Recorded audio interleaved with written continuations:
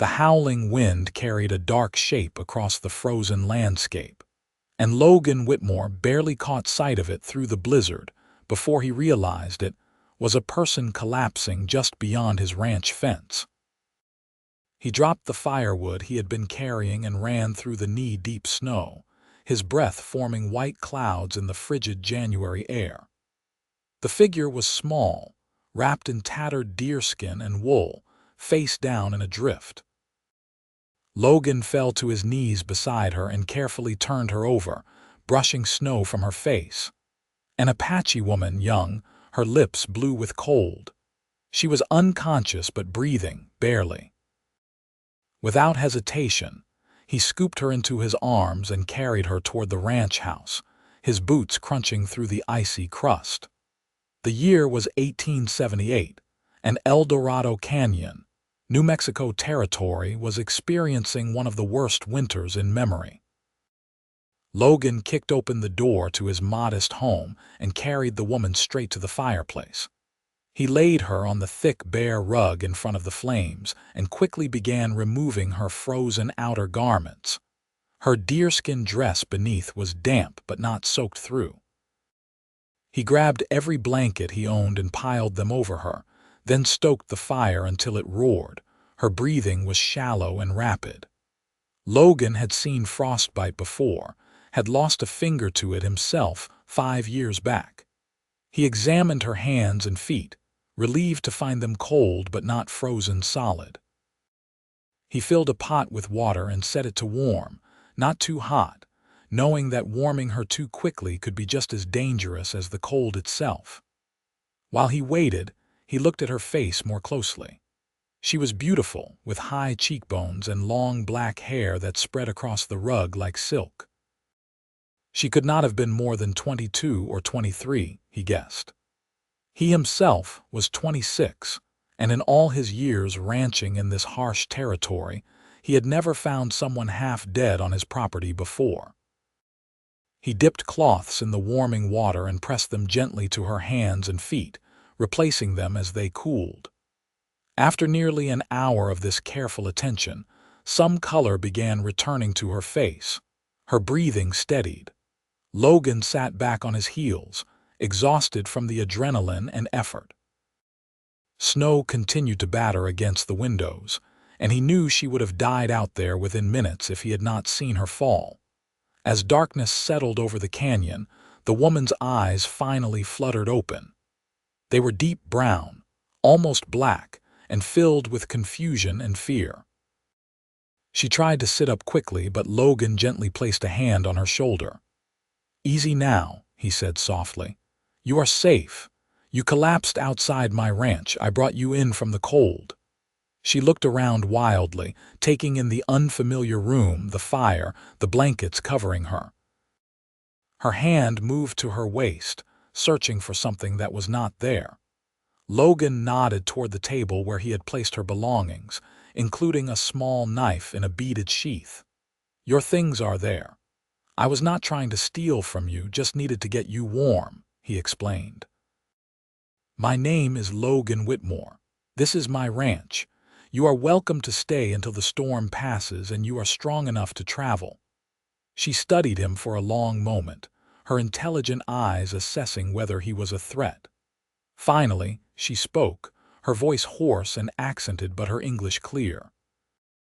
"I am Vianna Hashke. I was traveling to find my brother. The storm came too quickly." "You are lucky to be alive," Logan said, moving to the stove where he had beans and salt pork warming. "When did you last eat?"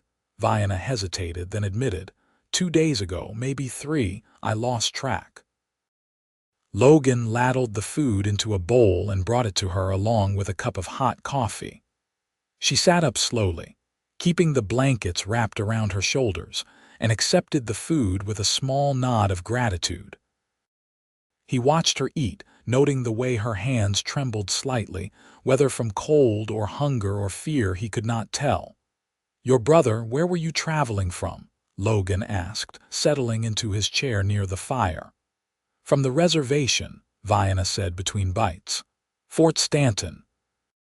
They sent many of us there after the Troubles. But my brother, he left before. He works at a ranch somewhere near here. I had a letter from him, but I lost it in the snow. Logan knew about Fort Stanton, knew about the forced relocations and the miserable conditions. He had never agreed with how the Apache had been treated, though such opinions were not popular among most white settlers. "What is your brother's name? I know most of the ranches around here. Maybe I can help you find him." "Delgado Hashke," she said. "He takes care of horses." Logan's face brightened. "I know Delgado. He works for the Morrison Ranch about 15 miles west of here. Good man with horses, best I have seen." Relief flooded Vianna's face, and for the first time she smiled slightly. "He is alive. He is well. Last I saw him, about 2 weeks ago in town, he was healthy and doing fine work. The Morrisons treat their hands decently from what I hear," Logan assured her. "But you will not be traveling anywhere for a few days. That storm is not letting up and you need to recover your strength." Vianna looked toward the window where snow continued to pile against the glass. "I cannot impose on your hospitality for long." "It is not an imposition," Logan said firmly. "Out here, we help each other survive. That is how it works. You would do the same if our positions were reversed, I imagine." She studied him again with those penetrating eyes. Most white men would not bring an Apache woman into their home. Logan met her gaze steadily. "I am not most white men, and I judge people by their character, not their heritage. You needed help, I gave it. Simple as that." The storm continued for 3 days. During that time, Logan and Vianna settled into an awkward but functional routine.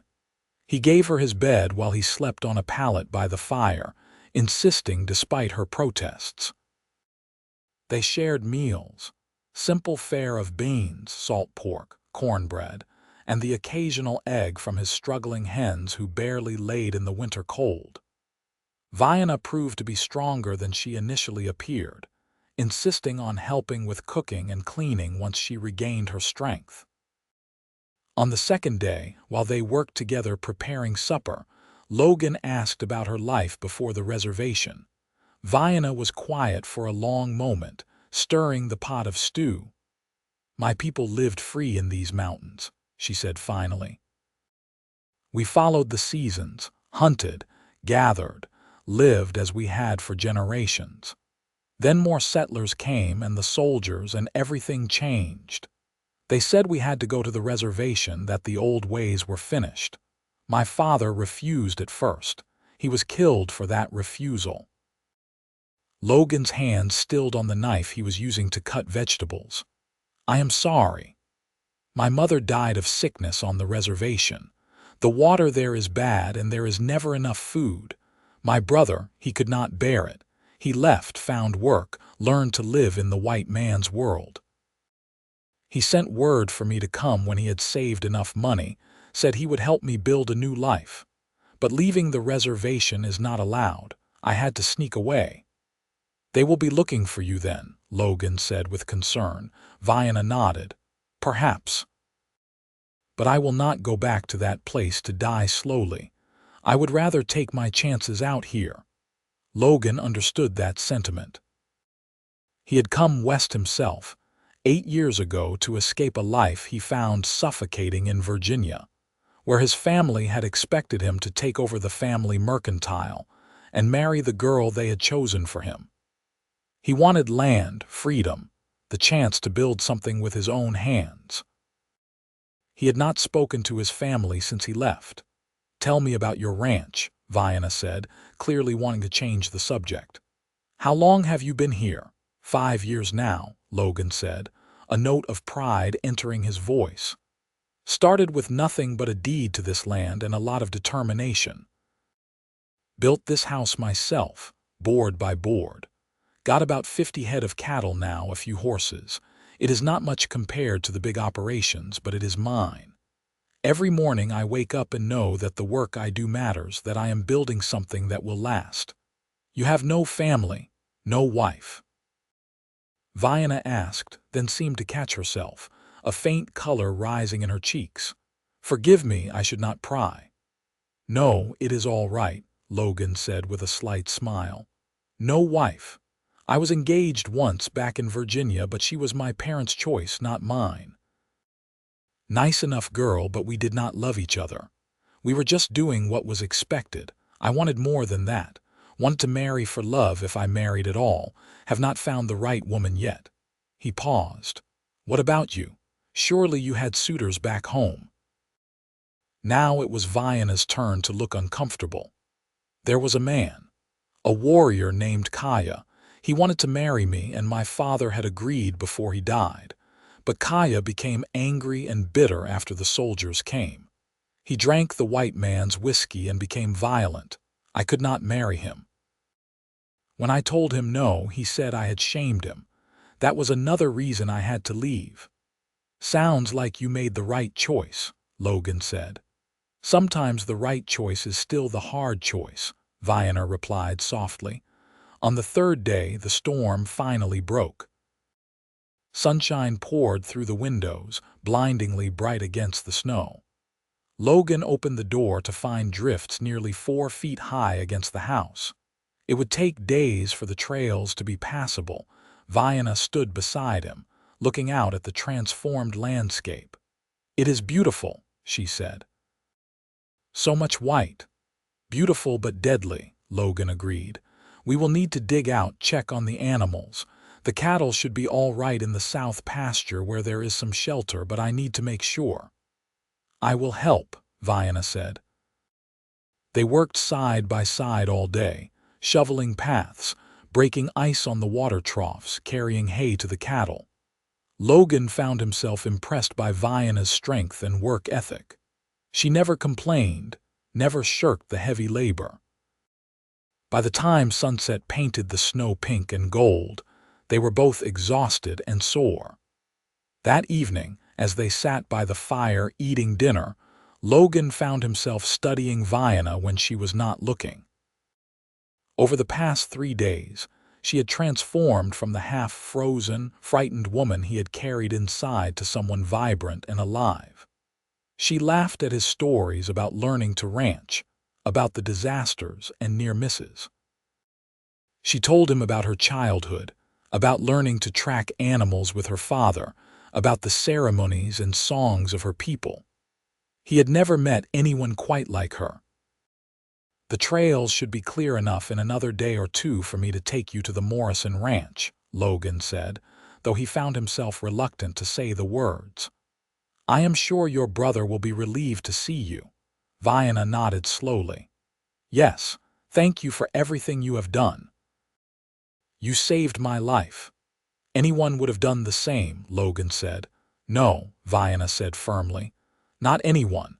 You are a good man, Logan Whitmore. Something passed between them in that moment, an understanding, a connection that made Logan's heart beat faster.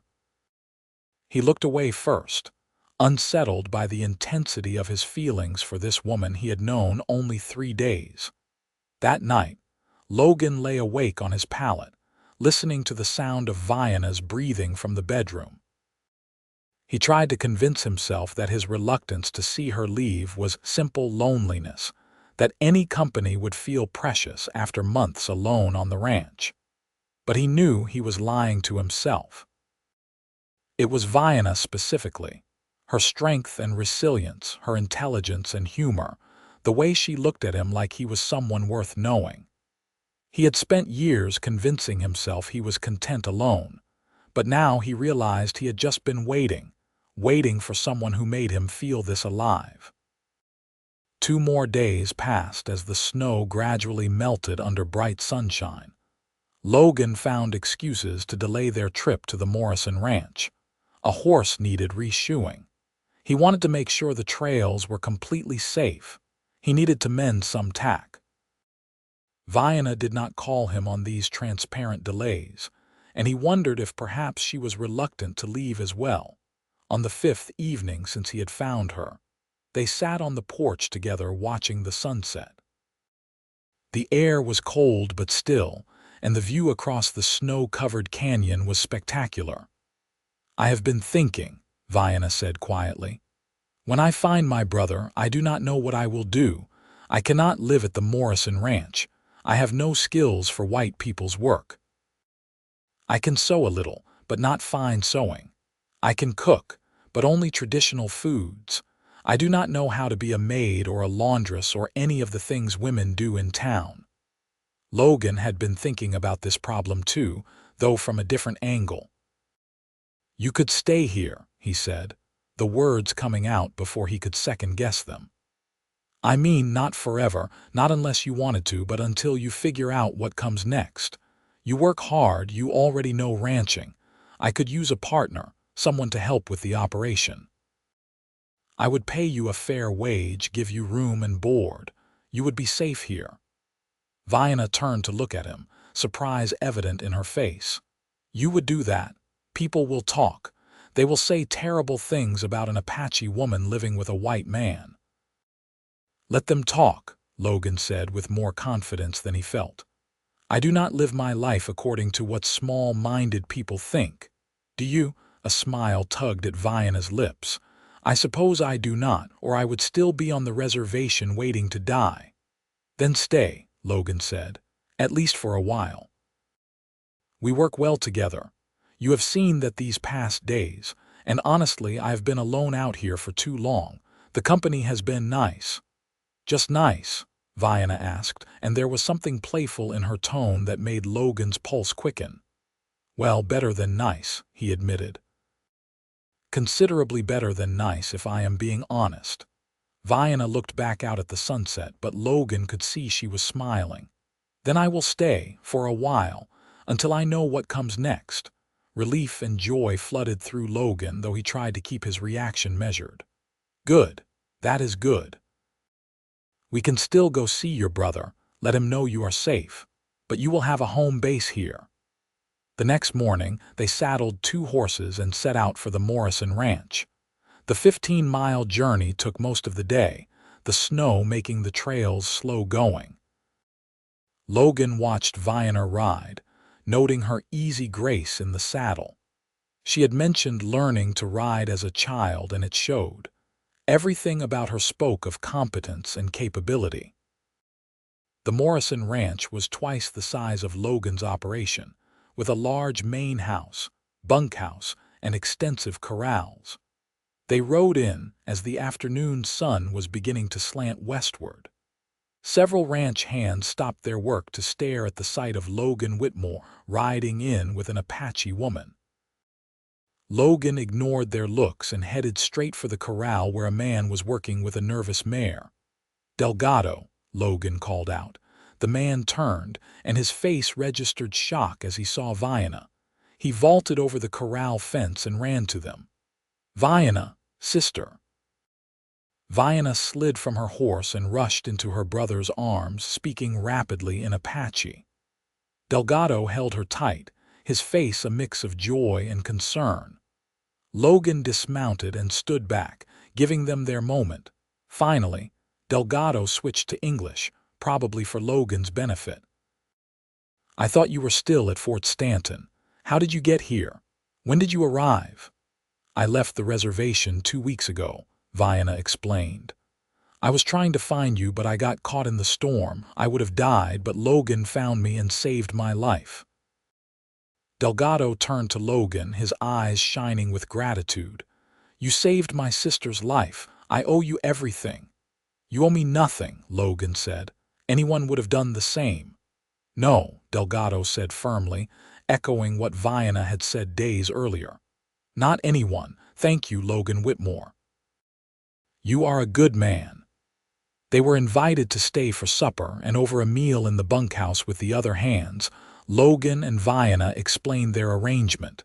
Delgado looked surprised at first, then thoughtful. You are sure this is what you want, sister? He asked in English, though Logan suspected he was being polite rather than private. I have been saving money. I could help support you. Maybe we could find you a room in town. I want to work, Vianna said firmly. I want to earn my own way. Logan has offered me honest work and fair pay. I trust him. Delgado studied Logan for a long moment, then nodded. I trust my sister's judgment, but Logan Whitmore, if you dishonor her, if you hurt her, I will make you regret it." "Fair enough," Logan said, meeting his eyes steadily. "You have my word that she will be treated with complete respect." The ride back to Logan's ranch as the sun set felt different than the ride out. There was a new understanding between them now, a commitment to this arrangement that felt both exciting and terrifying to Logan. Vianna would be living in his house, working beside him every day. How was he supposed to hide the growing feelings he had for her? The answer over the following weeks was that he could not hide them, and worse, he was starting to suspect she felt the same way. It was in the small moments. The way their hands would brush as they worked together and neither would pull away immediately. The way they found excuses to be near each other. The conversations that stretched late into the night by the fire. They talked about everything, their pasts, their dreams for the future, their opinions on books and politics and the price of cattle. Logan had never felt this intellectually matched by anyone, let alone someone he was also intensely attracted to. Winter gradually gave way to early spring. The snow melted, revealing the brown earth beneath. Logan taught Vianna the intricacies of ranching, how to rope cattle, how to check fences, how to spot illness in the herd.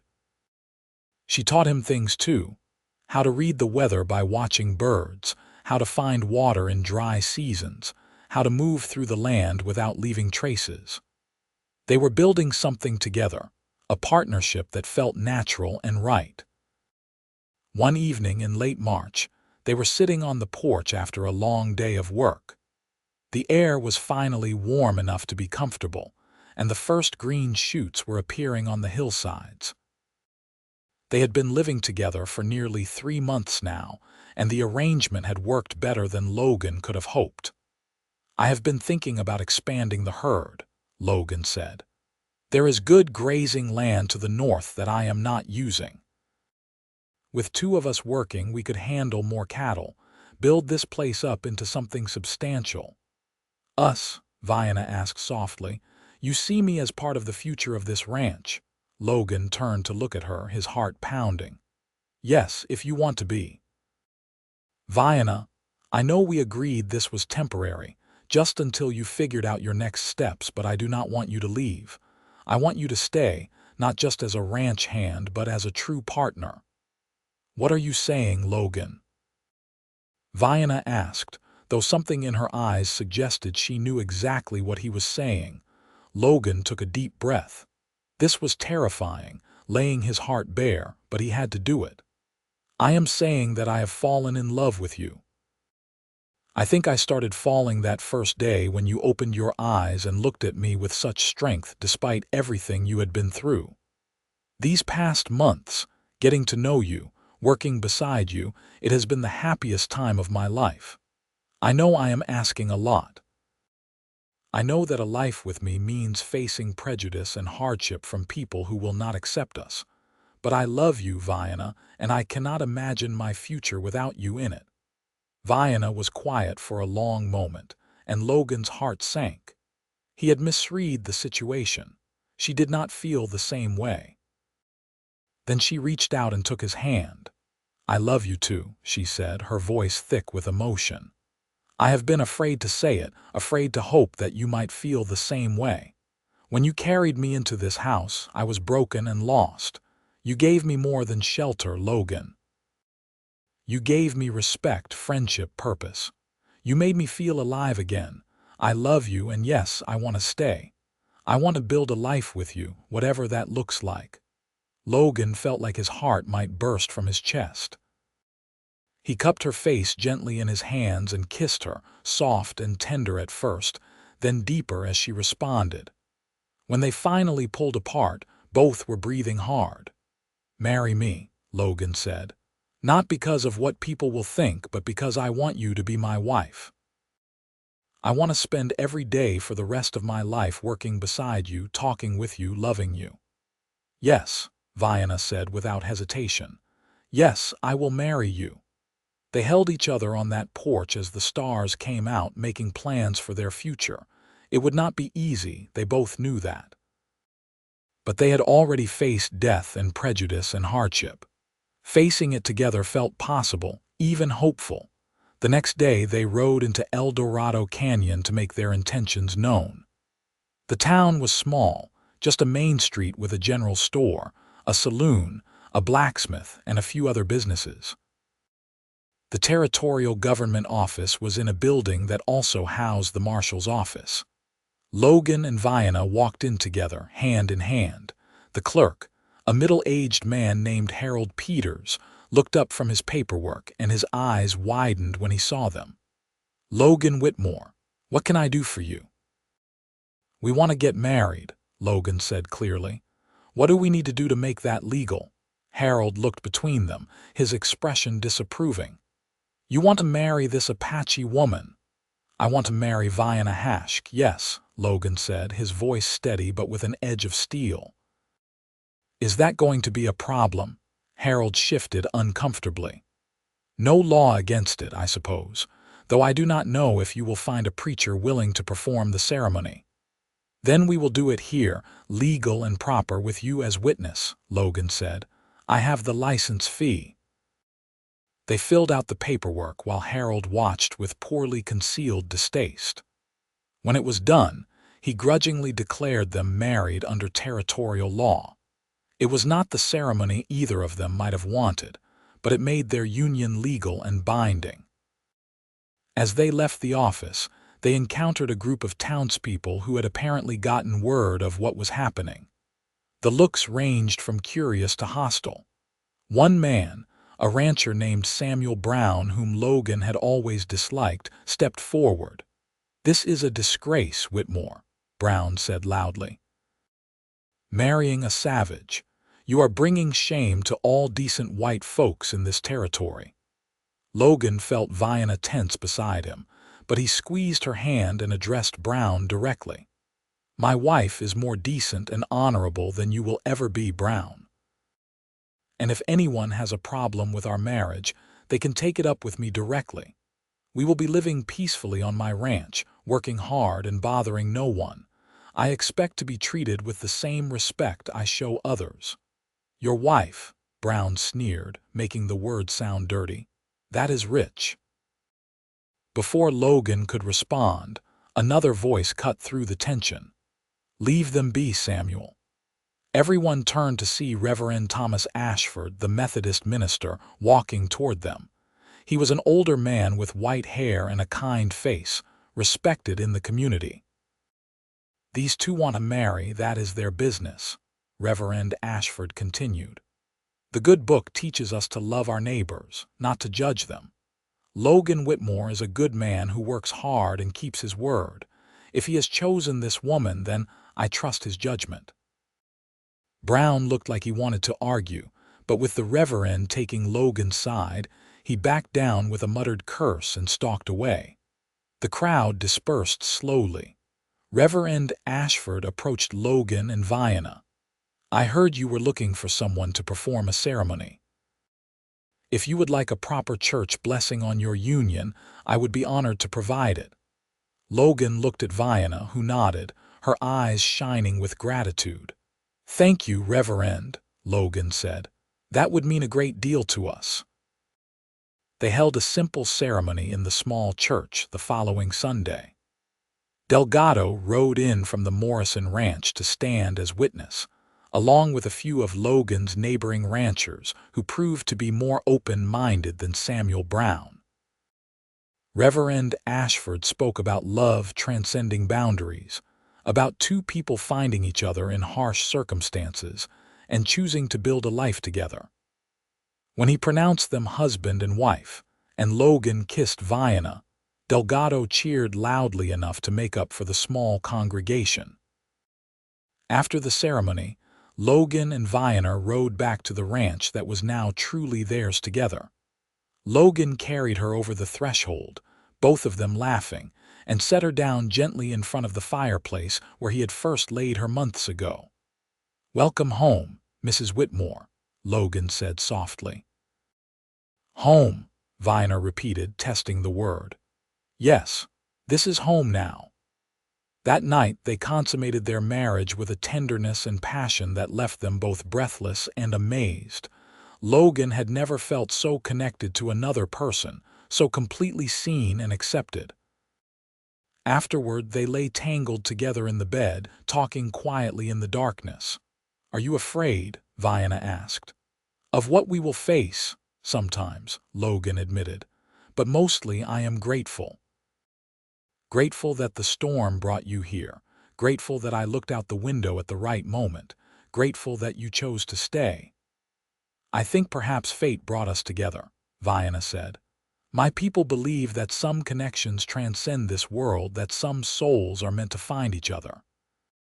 "I believe you are my meant soul, Logan Whitmore." "And you are mine," Logan replied, pulling her closer.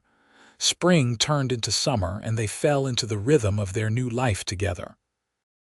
They worked hard from dawn until dusk, expanding the herd as planned, improving the ranch buildings, building a life. Delgado visited often, pleased to see his sister happy and thriving. The prejudice they faced from some townspeople was real and sometimes painful, but they had allies too. Reverend Ashford remained a steady supporter, as did several of the neighboring ranchers who judged people by their work ethic rather than their heritage. One afternoon in July, Logan came in from checking the north pasture to find Vianna sitting on the porch, looking thoughtful. He sat down beside her, wiping sweat from his brow.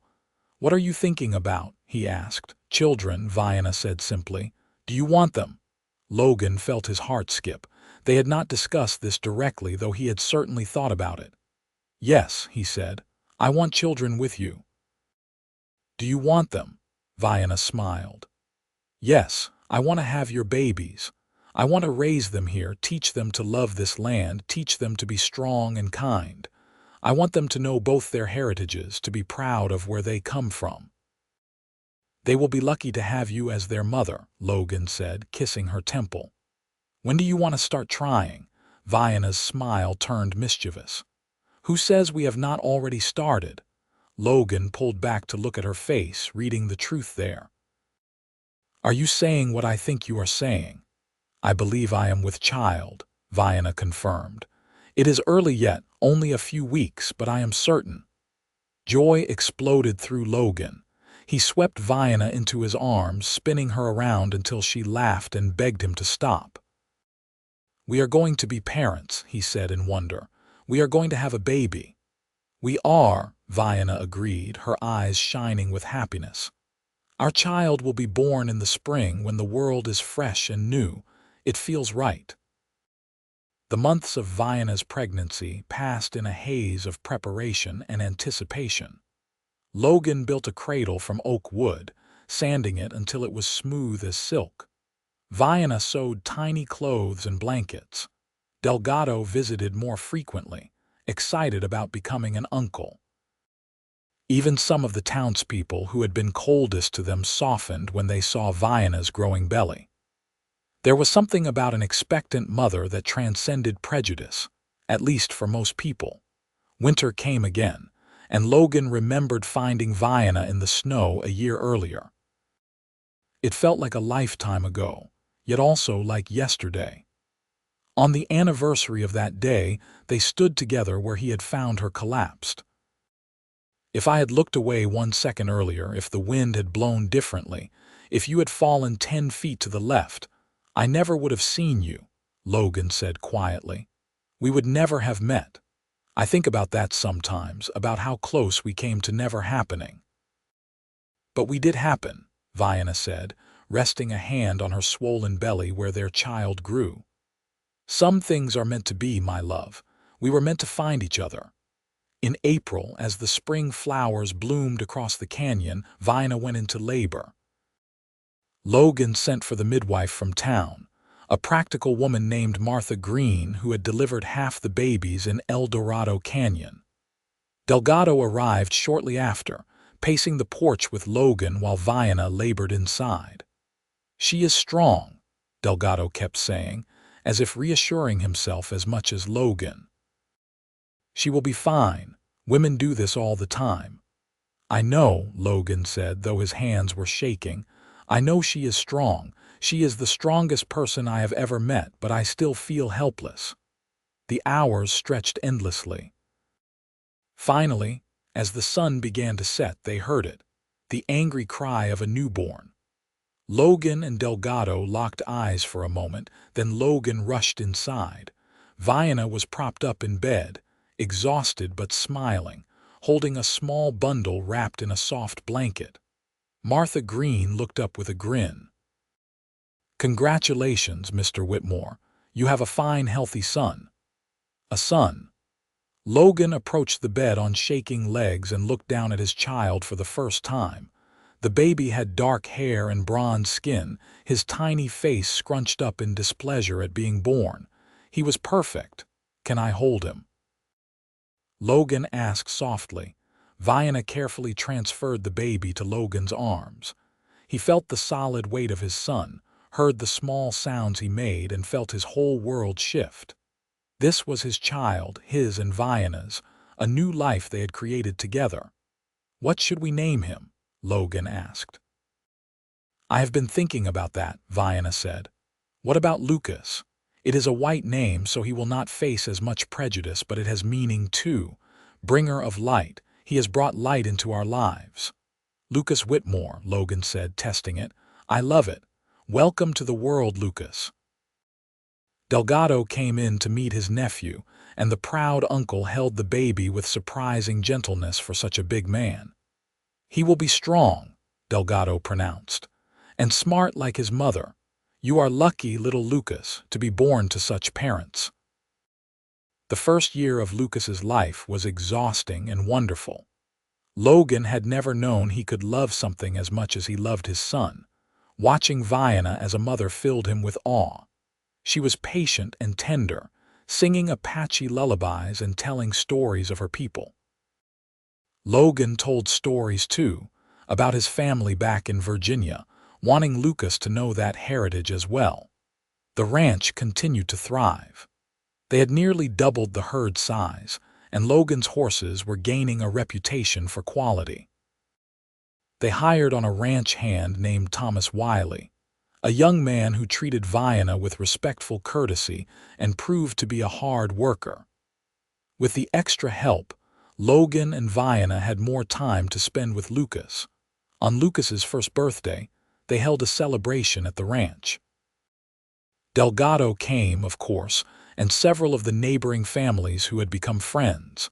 Even Reverend Ashford made the trip out from town. Samuel Brown and his ilk were not invited, and Logan did not miss them. As the guests ate cake and watched Lucas toddle around on unsteady legs, Logan stood with his arm around Vianna's waist, feeling complete in a way he never had before.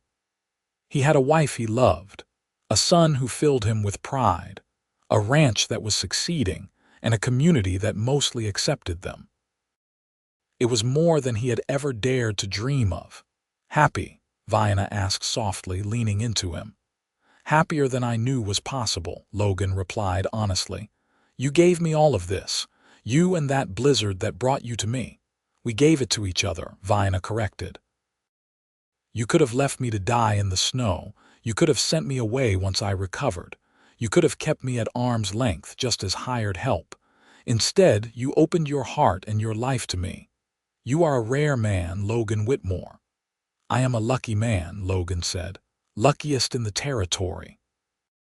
2 years later, Vianna gave birth again, this time to a daughter they named Violet Hope. She had her father's gray eyes and her mother's black hair, and she was as spirited as her older brother. Lucas adored his baby sister, constantly wanting to help care for her and make her laugh. The ranch continued to grow and prosper. By 1884, Logan employed 3 full-time ranch hands and owned over 200 head of cattle. He and Vianna had built a larger house, with real bedrooms for the children and a proper kitchen. They were not wealthy by any means, but they were comfortable and secure. The prejudice they faced had eased over the years, but never disappeared entirely. There were still people in town who would not do business with Logan because of his Apache wife. There were still parents who would not let their children play with Lucas and Violet. It hurt, but Logan and Vianna taught their children to hold their heads high, to be proud of who they were, and to judge people by their character. One evening when Lucas was 6 and Violet was 4, the family sat together on the expanded porch watching the sunset.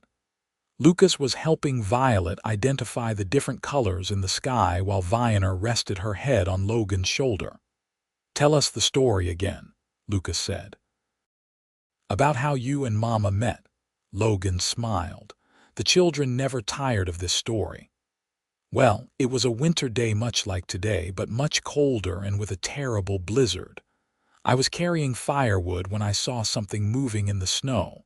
I realized it was a person, and I ran to help. It was your mama, and she had collapsed just outside our fence. I picked her up and carried her inside, and I took care of her until she was well again." "And then you fell in love," Violet said with the certainty of a child who has heard this story many times. "Yes, then we fell in love," Logan confirmed. "Your mama was the bravest, strongest person I had ever met. I knew I wanted to spend the rest of my life with her." "And now we are a family," Lucas said happily. "Now we are a family," Vianna agreed, pulling both children close. "The best family." As the children went inside to get ready for bed, Logan and Vianna stayed on the porch a while longer. They sat in comfortable silence, hands clasped together, watching the stars emerge. "You ever think about how different things could have been?" Logan asked. "If I had not looked out the window that day, if you had collapsed somewhere else?" "Sometimes," Vianna admitted. "But then I realize there is no point in thinking about those other paths. This is the path we walked, and it led us here, to this life we built together. I would not change a single thing, even the hard parts. They all brought us to this moment." "I love you," Logan said, as he did every day. "I will love you until my last breath and beyond." "And I love you," Vianna replied. "You carried me inside that day, and you have carried my heart every day since." The years continued to pass. Lucas grew into a strong, intelligent boy who loved working with the cattle and horses. Violet showed a talent for drawing and painting, capturing the beauty of the canyon on canvas. In 1887, Vianna gave birth to their third child, another son they named Leo Justice, who proved to be as stubborn and determined as both his parents. The ranch had become one of the most successful in the region. Logan's reputation for honest dealing and quality livestock spread, and he found himself increasingly respected even by those who had initially scorned him. It turned out that success had a way of changing minds, or at least quieting tongues. Delgado remained a constant presence in their lives, visiting regularly and becoming a beloved uncle to the children. He never married himself, saying that he was content with his work and his family. Logan suspected that Delgado's experiences had left him too scarred for romantic love, but he never pried. By 1890, Lucas was 14 and increasingly helpful with the ranch work. Violet was 12 and talking about perhaps becoming a teacher someday, though Logan knew that her mixed heritage might make that dream difficult to achieve. Leo was 3 and full of mischief. The family had settled into a rhythm that felt permanent and right. One evening, Logan came in from a long day of work to find Vianna in the kitchen preparing supper. Even after all these years, the sight of her still made his heart skip. She had a few strands of silver in her black hair now, and fine lines around her eyes from years of sun and laughter. But to him, she was as beautiful as the day he carried her inside from the snow. "The children are doing their chores," Vianna said, stirring a pot of stew. "Except Leo, who is napping. We should have about 30 minutes of peace." Logan came up behind her and wrapped his arms around her waist, resting his chin on her shoulder. "Best 30 minutes of my day." She leaned back into him with a contented sigh. "Mine too. Though I do love them, even when they are driving me to distraction." "We made good children," Logan said. "Strong, kind, smart. They are going to do well in this world. They will face challenges because of who they are," Vianna said seriously. "Already Lucas has dealt with boys in town calling him names. Violet pretends it does not bother her when people stare, but I know it does." "They have us to support them," Logan said, "and they have each other. They will be all right, more than all right." "I hope so," Vianna said. "Sometimes I still cannot believe this is my life. That I have a husband who loves me, children who are healthy and happy, a home that is truly mine. On the reservation, I thought I would die young and sad. You gave me everything, Logan." "We gave each other everything," Logan corrected, echoing what she had told him years ago. "I was existing before you, but I was not really living. You taught me what it meant to truly live, to love without reservation, to build something meaningful." They stood there together in the kitchen, holding each other, until they heard the thunder of small feet and Leo appeared, demanding attention and treats. The moment of quiet ended, but that was all right. These were the moments that made up a life, the ordinary beautiful moments of family. The years moved forward. Lucas grew into a man, taking on more responsibility on the ranch. At 19, he was essentially Logan's partner in the operation. Violet proved to be as determined as her mother, and despite the obstacles, she found work helping at the El Dorado Canyon School, working with the younger children. Leo, growing fast, showed signs of being the best horseman of all of them. In 1895, Lucas fell in love with a girl from town, a rancher's daughter named Sarah McCormick, whose family had always been kind to the Whitmores. The wedding was held at the ranch, a joyous occasion that brought together friends from all over the territory. Logan stood beside his son, remembering his own wedding nearly 17 years earlier, and felt the circle of life continuing. Lucas and Sarah built a house on the far end of the ranch property, and within a year, they had made Logan and Vianna grandparents. The baby girl, named Emma, had her grandfather's gray eyes and grandmother's black hair. Holding his granddaughter for the first time, Logan felt the weight of time and legacy. This child would carry their story forward, would be part of the future they had built. On their 20th wedding anniversary, Logan took Vianna back to the spot where he had found her. It was summer now, not winter, and the place was green and alive instead of frozen. But standing there, they could both remember that terrible day and the miracle that had followed. 20 years, Logan said in wonder. It has gone by so fast. 20 years of joy, Vianna said. Of love and family and building something lasting. When I think of that girl struggling through the snow, convinced she would die before finding her brother, I barely recognize her. You transformed my life, Logan. You gave me a reason to live and then gave me a life worth living. You did the same for me, Logan said. I thought I was content alone, but I was just hiding from life. You made me brave enough to love, to risk my heart, to face down prejudice and hardship, because what we had was worth fighting for. Every single day, I thank whatever force in the universe brought you to me. They kissed there in the summer sunshine, with 20 years of love and partnership behind them and hopefully many more ahead. Around them, the ranch thrived. Their children were happy and healthy, and the future looked bright. As they walked back to the house hand in hand, they could see their family gathered on the porch. Lucas holding baby Emma, Sarah beside him. Violet home for a visit, showing Leo something in a book. The ranch hands finishing up their work, the cattle grazing peacefully. The home they had built together, solid and strong. "This is everything," Vianna said softly. "This is everything I ever needed." "Everything and more," Logan agreed. "You and me and all of this. Forever." The years continued their inevitable march. More grandchildren arrived, Emma eventually joined by siblings and cousins. Violet married a kind man who worked for the territorial government, someone who appreciated her intelligence and spirit. Leo took over more of the ranch work as Logan's body began to feel the weight of years of hard labor. Delgado grew old alongside them, still visiting regularly, still a beloved presence in their lives.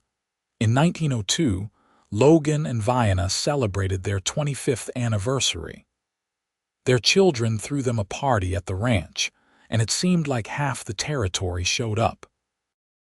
Logan looked around at the crowd, at people who had become genuine friends over the years, at former skeptics who had come to respect what he and Vianna had built, and felt a deep satisfaction.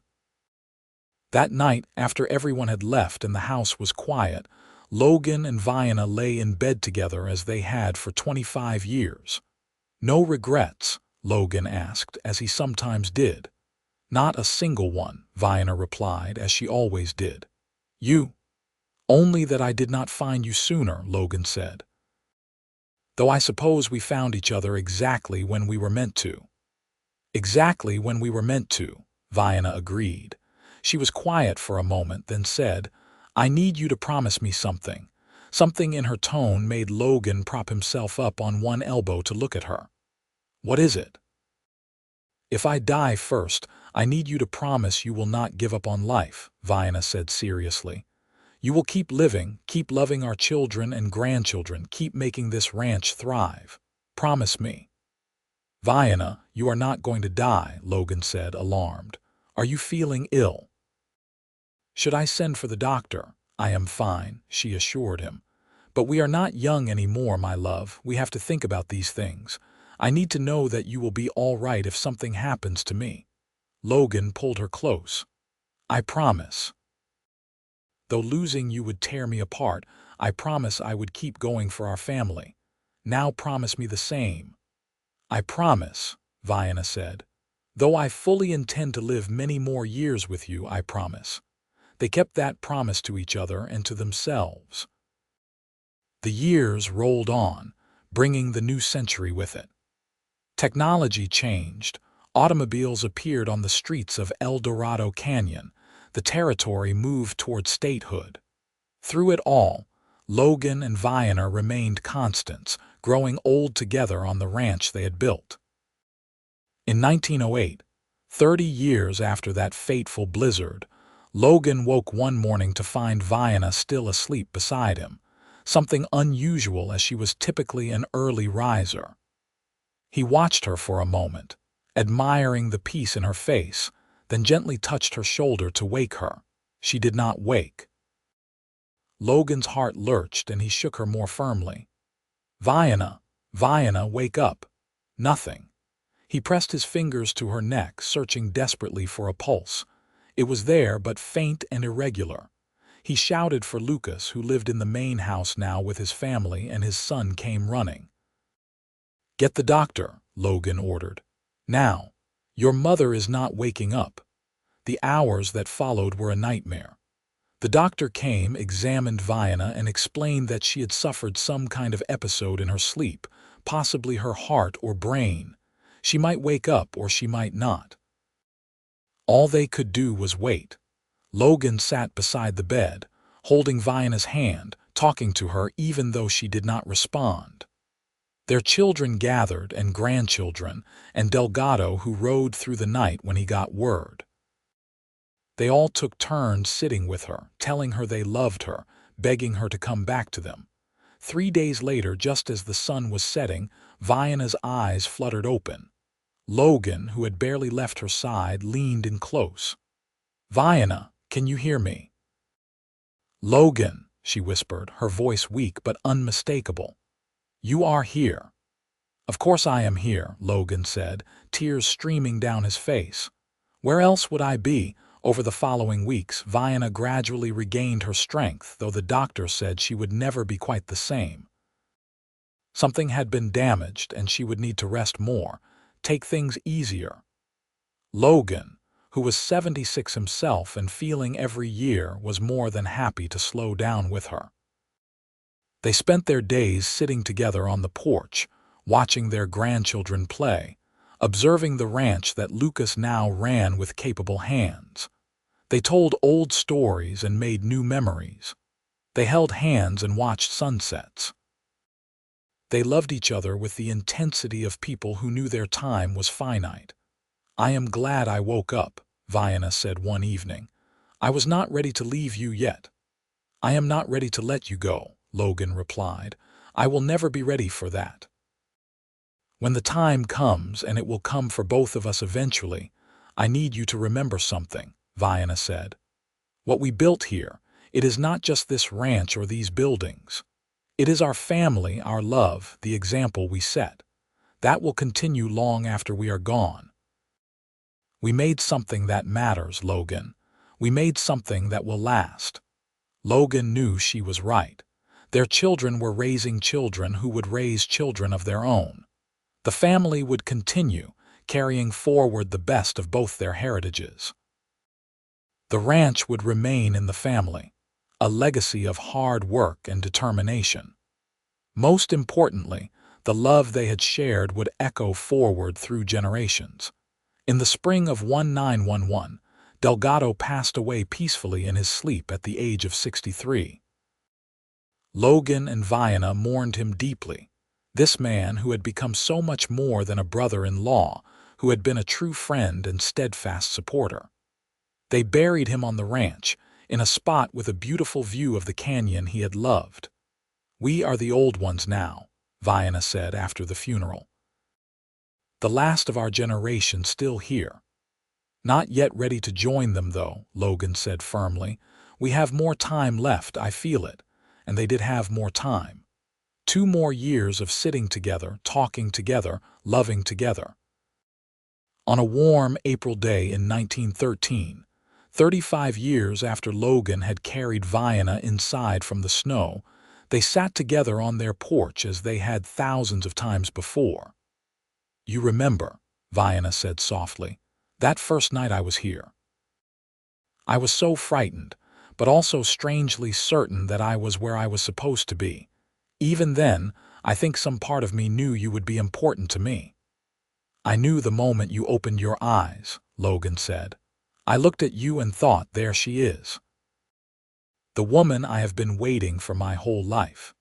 They sat in comfortable silence, watching their great-grandchildren play in the yard. Lucas's Emma was married now with children of her own. The family tree had grown so large and beautiful. As the sun began to set, painting the canyon in shades of gold and crimson, Vianna squeezed Logan's hand. "I am tired," she said. "I think I will go lie down." "Do you want help?" Logan asked, starting to rise. "No," Vianna said, standing slowly. "I can manage. You stay and watch the sunset. I will see you soon." She kissed him gently and went inside. Logan watched the sun finish its descent, marveling as he always did at the beauty of the land he had called home for so many years. When full darkness had fallen, he finally rose and made his way inside. Vianna was in their bed, lying peacefully with her eyes closed. Logan approached to wake her for supper, but something made him pause. He reached out with a trembling hand and touched her cheek. It was cool. She had gone to sleep and simply not woken up, passing peacefully and without pain. Logan sank down on the edge of the bed, taking her hand, and let the tears come. She was gone. His beloved Vianna, his partner, his love, was gone. The funeral brought together everyone whose lives the Whitmores had touched over their years in El Dorado Canyon. The church overflowed with people wanting to pay their respects to a woman who had faced prejudice with dignity, who had raised a beautiful family, who had proved through her life that love could transcend any boundary. Logan stood at the gravesite, surrounded by his children and grandchildren and great-grandchildren, and felt both broken and whole. Broken because the woman who had been his other half for 35 years was gone. Whole because of everything they had created together, everything that would continue. In the months after Vianna's death, Logan struggled. The house felt empty without her. The ranch lost some of its luster. He went through the motions of living because he had promised her he would, but there was a hollowness to it all. Lucas moved his family into the main house to keep his father company, and the bustle of children helped somewhat.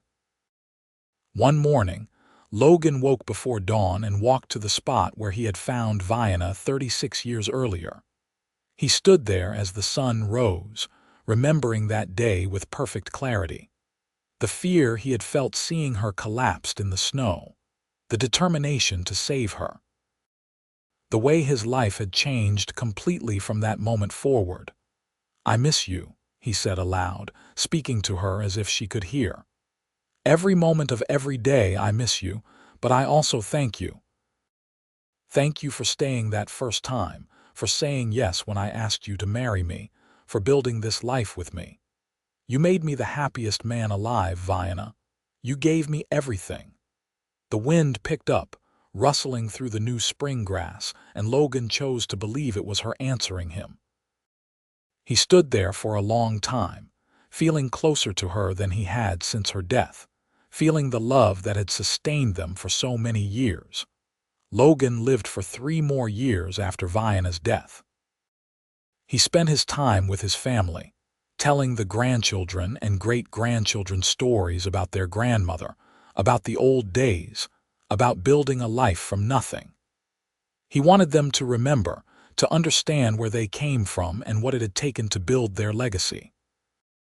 In the winter of 1916, Logan fell ill with pneumonia.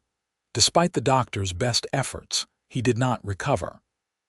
On a cold January day, surrounded by his family, Logan Whitmore passed away at the age of 84.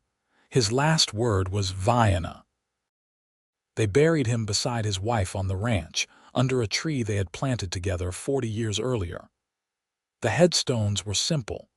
Logan Whitmore, 1832-1916, beloved husband, father, grandfather.